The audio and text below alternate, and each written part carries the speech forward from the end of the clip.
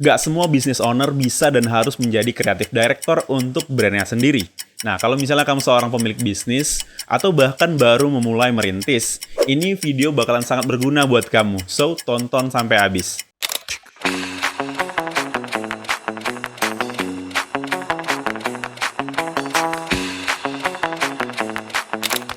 Sebagai business owner, tentunya kita ingin brand kita tampil kuat, berbeda, dan mudah dikenali. Tapi apakah kita berarti harus mengurus semuanya sendiri? Jawabannya bisa jadi nggak semudah itu. Dalam video ini, kita bakal bahas kenapa nggak semua pemilik bisnis punya kapasitas atau skill yang dibutuhkan untuk bisa menjadi creative director, terutama bagi brand mereka sendiri. Sebelum kita masuk ke pembahasan utama, mari kita bahas dulu apa sih sebenarnya tugas dari seorang creative director.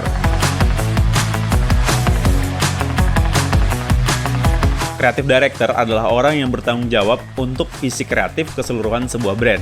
Mereka memimpin dan mengarahkan desain, visual, pesan, atau bahkan user experience untuk memastikan semuanya berjalan selaras dengan tujuan dan nilai-nilai brand. Untuk bisa menjadi Creative Director yang sukses, ada beberapa keterampilan yang diperlukan.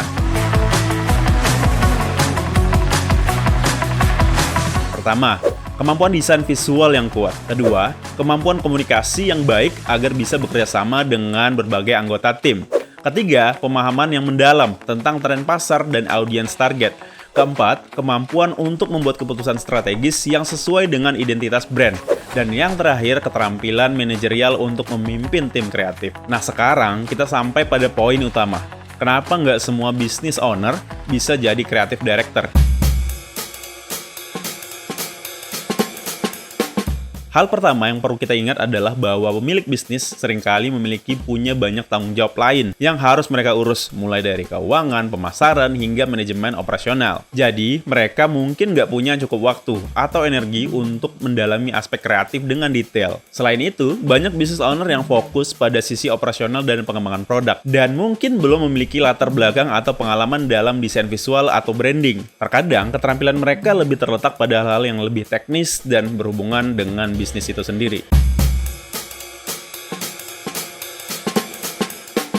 Kalau seorang business owner memaksakan diri untuk jadi creative director tanpa keterampilan yang tepat, ini bisa berisiko untuk merusak konsistensi brand. Nah, desain yang nggak konsisten, pesan yang nggak jelas, dan user experience yang buruk bisa terjadi kalau misalnya seorang business owner dalam tanda kutip memaksa untuk mencoba mengurus semuanya sendiri. Selain itu, kalau misalnya mereka terburu-buru atau nggak tahu cara mengelola tim kreatif, ini pun bisa mempengaruhi kualitas dari outputnya. Brand yang terlihat kacau atau kurang terorganisir akan sulit untuk dikenal dan bisa diterima oleh audiens. So, apa solusinya? Nah, pemilik bisnis bisa memilih untuk berkolaborasi dengan seorang creative director atau tim desain profesional. Dengan mengandalkan keahlian mereka, kamu bisa lebih fokus pada aspek lain dari bisnis itu sendiri.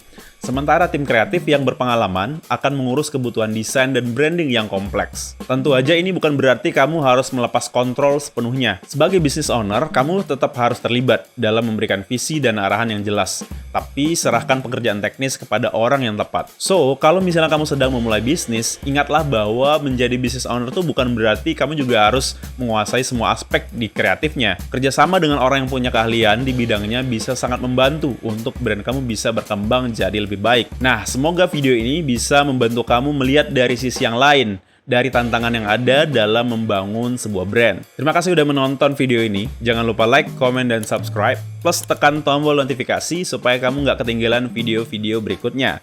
Sampai jumpa.